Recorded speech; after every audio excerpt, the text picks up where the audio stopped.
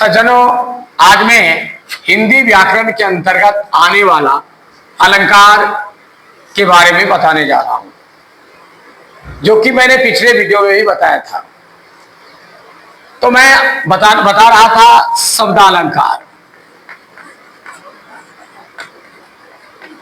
शब्दालंकार के बारे में बता रहा था, जिसे 5 तक में बताया था अन्योक्ति अलंकार। अब मैं छठा नंबर बताऊंगा, दृष्टांत अलंकार।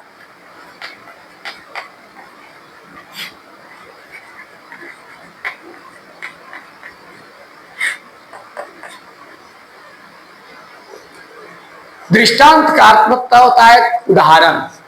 किसी को ठीक ठीक साबित करने के लिए, ठीक ठीक दिमाग में लाने के लिए जब किसी को उदाहरण के द्वारा समझाया जाता है, किसी बात को किसी के उदाहरण से संतुष्ट किया जाता है, उसको संतुष्ट किया जाता है, तो वहां पर आपका दृष्टांत कहलाता है। तो दृष्टांत का मतलब है किसी चीज का उदाहरण देकर उस चीज को ठीक ठीक प्रूव कर देना, साबित कर देना उदाहरण के साथ, तो उसको कहता है दृष्टांत। ठीक है। तो जहां उपमेय और उपमान दो बातें बताया गया है, जिसकी तुलना किया जाए वह हुआ उपमेय, और जिस शब्दों से या जिस चीजों से तुलना किया जाए वह उपमान होता है, उपमा या उपमान। ठीक है। तो जहां उपमेय और उपमान, ठीक है, वाक्यों में क्या करता है, बिंब या प्रतिबिंब को दर्शाता है। बिंब या प्रतिबिंब को क्या करता है, दर्शाता है। तो बिंब प्रतिबिंब क्या हुआ कि वही किसी चीज का को संपुष्ट करने के लिए, किसी चीज को सही साबित करने के लिए क्या होता है, एक बिंब के भाव को निकाला जाता है, एक दूसरे चीज का उदाहरण देकर के उसको संपुष्ट किया जाता है। अर्थात क्या होता है, जहां एक ही बात को, दूसरे शब्दों में बोल सकते हैं, जहां एक ही बात को दूसरे बातों से क्या किया जाए, कहा जाए। एक ही बात को दूसरे बातों से कहा जाए, दूसरे ढंग से कहा जाए। बात दोनों का एक ही है, कहने का दोनों का अर्थ एक ही है, लेकिन दूसरे ढंग से उसी बात को समझाया जाए, कहा जाए, बताया जाए। जिस काव्य में इस तरह की बातें निकली हो तो समझ आइए कि वह दृष्टांत अलंकार कहलाएगा। जैसे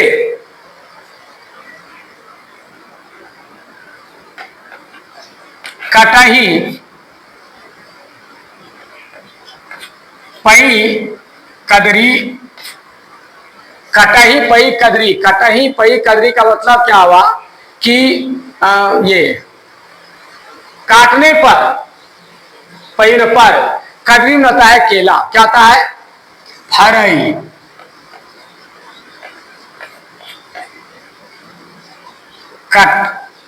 कटही पई कदरी फरई,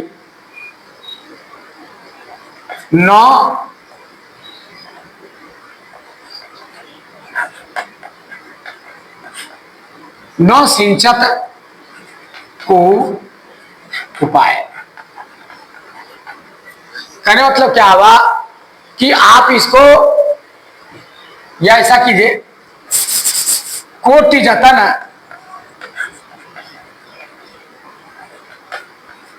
कर उपाय।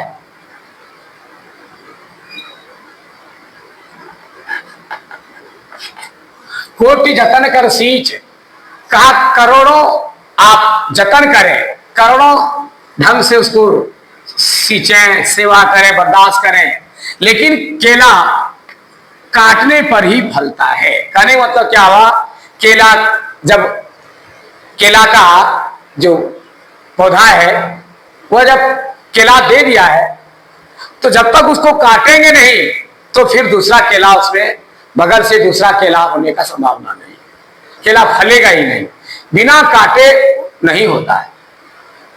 तो जिस तरह की इसका उदाहरण दिया, विनय न माने,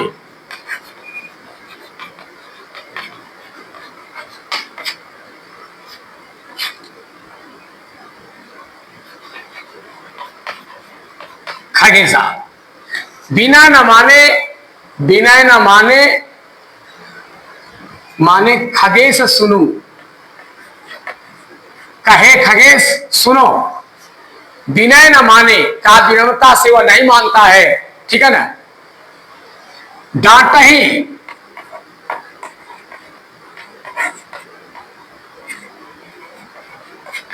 नवनीच, जिस तरह की विनम्रता से नहीं मानता है, हे खगेश विनम्रता, हे खगेश सुनो, विनम्रता से नहीं मानने वाला है कौन? दुर्जन। डांट ही पई नवनीच, डांटने पर ही वह नव रहता है, झुकाना नीचे सिर, सिर वह नीचे झुकाता है। इस पंक्तियों के द्वारा क्या कहा गया कि काट ही पई कदरी फई, केला को जिस तरह काटने के बाद ही फलता है, करोड़ों जतन करके सींचे, कोई उसमें खाद डालें, उसकी सेवा करें, कुछ भी कर लें, लेकिन बिना काटे फिर दोबारा उसे फल नहीं आएगा। आप सोचेंगे एक बार केला फल गया, काट लिए, फिर उसमें केला आएगा, कोई फायदा। उसको काटिए तब अंदर से दूसरा निकलेगा बदल से, और तब उसी में फिर फल होगा। तो जिस तरह केला के बिना काटे फल नहीं होता है दोबारा, उसी तरह जो दुर्जन है बिना डांटे वह उसका सिर नीचे नहीं होता है, वह विनम्रता से मानने वाला नहीं। तो अब यहां देखिए इस पंक्ति में क्या सब स्पष्ट आया कि केला काटने पर ही फलता है, करोड़ों जतन करने के बाद भी नहीं फलता है। इसको किससे उदाहरण दिया है कि जिस तरह दुर्जन को बिना डांटे नहीं सूंघता है, उसका वो विनम्र नहीं बनता है, तो सिर नहीं झुकाता है, ठीक उसी तरह केला भी नहीं फलता है। तो यहां दृष्टांत दिया कि केला काटने पर भी नहीं फलता है, जिस तरह की विनम्रता को, जिस तरह की दुर्जन को बिना डांटे उसका सिर नहीं झुकता। या इसका उल्टा कर सकते हैं कि दुर्जन व्यक्ति, हे खगेश सुनो, दुर्जन व्यक्ति विनम्रता से नहीं मानता, बल्कि डांटने से ही उसका सिर नीचे होता है, बिना डांटे नहीं सुनता है। जिस तरह कि केला को काटने पर ही चाहता है फलता है, लाख जतन करे, सींचे, मेहनत करे, कोई उपाय नहीं, ऐसा भी समझ सकते हैं। तो यहाँ क्या है कि दृष्टांत दिया गया, एक का उदाहरण दुर्जन व्यक्तियों के बारे में बताया गया कि बिना डांटे उसी तरह सुनता है जिस तरह केले को बिना काटे फलता नहीं है। तो यहाँ इस तरह का जहां भी पढ़ रहे कि एक का उदाहरण दूसरे के द्वारा दिया गया हो, एक ही बात को इसमें वही बात कहा जा रहा है, उसमें वही बात कहा रहा है, दोनों का कहने का भाव एक ही है, लेकिन एक को पुष्ट करने के लिए दूसरे के द्वारा उदाहरण दिया गया। या तो इसके लिए वो है या उसके लिए ये है, जैसा अर्थ आपको लगाए, कभी जैसा अर्थ में इसको लिखा हो उस आधार पर आप इसको सेटिंग कर सकते हैं।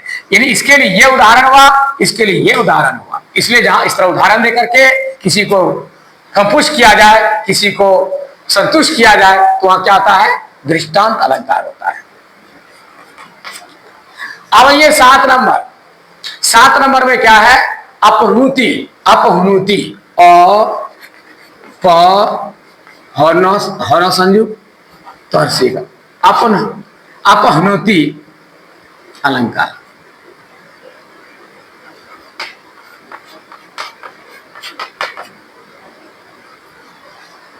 क्या है? अपहनुति, हर्षुकार, अपहनुति अलंकार। सबसे पहले अपहनुति का अर्थ क्या होता है? अपहनुति का अर्थ होता है छिपाना।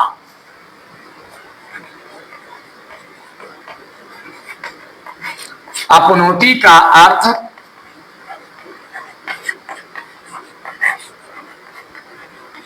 छिपाना होता है। अपहनुति का क्या अर्थ होता है? छिपाना। तो छिपाना माने क्या? जहां उपमेय को रोक दिया जाता है, जहां उपमेय को रोक कर उपमान को ही क्या किया जाता है? बढ़ा चढ़ा करके बतलाया जाता है। समझ गया ना? उपमान की प्रधानता दी जाती है, जहां उपमेय को रोककर उपमान की प्रधानता दी जाती है, जहां उपमेय को निषेध कर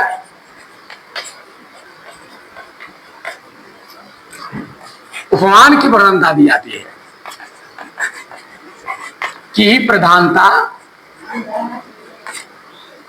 दी जाए या दी जाती है, वहां अपहुनिधि अलंकार होता है। अपहुनति अलंकार होता है।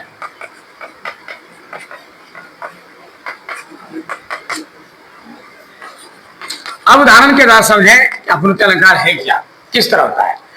ठीक है ना, उपमेय को निषेध कर उपमान, उपमेय क्या हुआ, जिसकी तुलना किया गया और जिससे तुलना किया गया। दो शब्द है, जिससे जिसको बताया जा रहा है। ठीक है, जिससे जिसको बताया जा रहा है। नहीं पलाश के पुहुपिए, नहीं पलाश के पुहुपिए, नहीं पलाश के पुहुपिए, पुहुपिए है ये जात अंगार।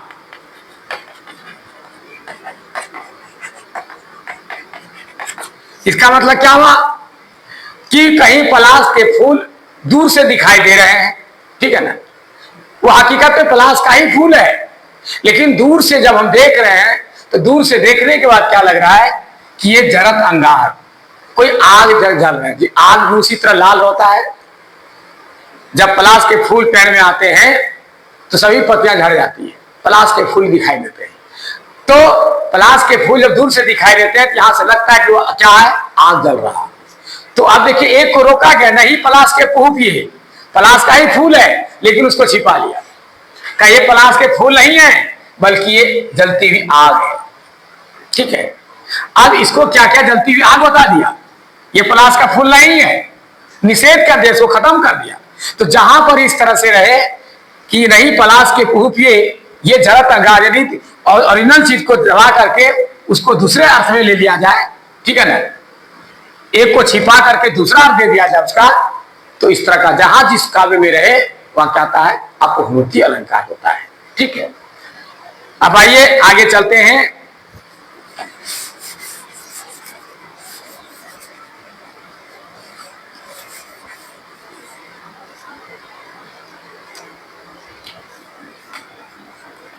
सातवां है प्रतीप अलंकार।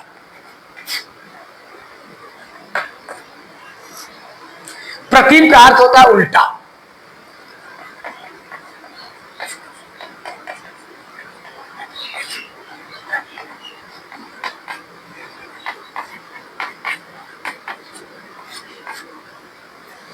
प्रतीप का क्या अर्थ होता है, उल्टा होता है।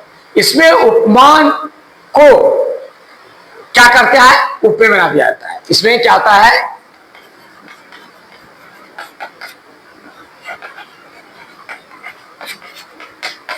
उपमान को ही उपमेय बनाया जाता है।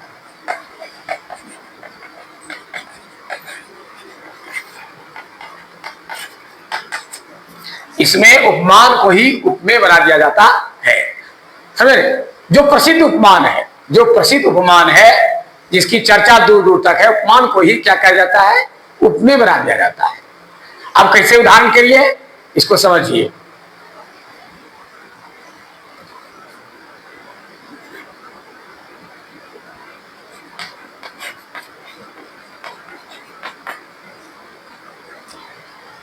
अति नहाय जमुन जल, अति नहाय, अति नहाय जमुन जल,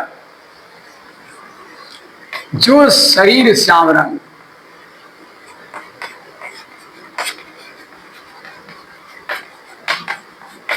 अब देखिए इसमें क्या है,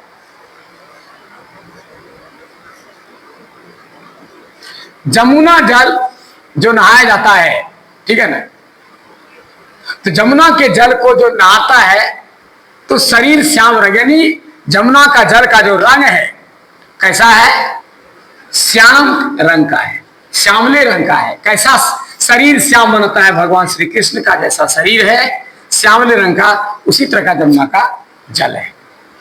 अब यहां देखिए क्या है, उल्टा अर्थ दे रहा है। अति नहाय जमुन जल, शरीर, जो शरीर श्याम रंग। इसमें प्रसिद्ध उपमान कौन है, ये भगवान श्री कृष्ण, ये प्रसिद्ध है। ठीक है, अति नहाय जमुन जल, जो शरीर श्याम रंग